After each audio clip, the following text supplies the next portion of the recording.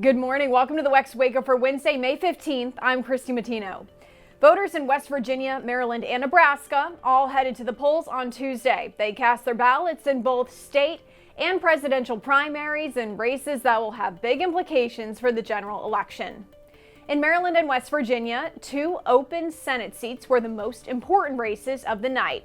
Maryland Congressman David Trone lost to Prince George's County Executive Angela Alsobrooks, who will face former Republican Governor Larry Hogan in November.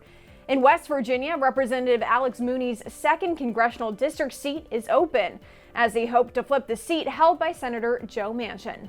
And President Joe Biden and former President Donald Trump increased their number of delegates ahead of their party's nominating conventions later this year. And the cargo ship called the Dolly that crashed into Baltimore's Key Bridge had 4 power blackouts before the disaster.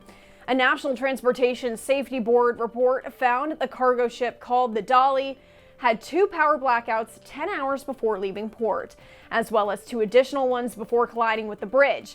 The first series of power outages happened while the ship was in port, and these were caused when a crew member mistakenly closed an exhaust chamber, which led to the ship to stall. Insufficient fuel pressure caused that second blackout. And those last 2 outages before the collision were due to the main power breaker unexpectedly opening, causing the Dolly to lose propulsion.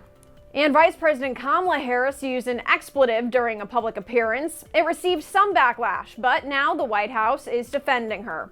Our Naomi Lim has more from Tuesday's press briefing. The White House is defending Vice President Kamala Harris after she used the F-bomb during an event for Asian American leaders. We have to know that sometimes people will open the door for you and leave it open, sometimes they won't. And then you need to kick that door down. She's passionate about what she fights for. She is.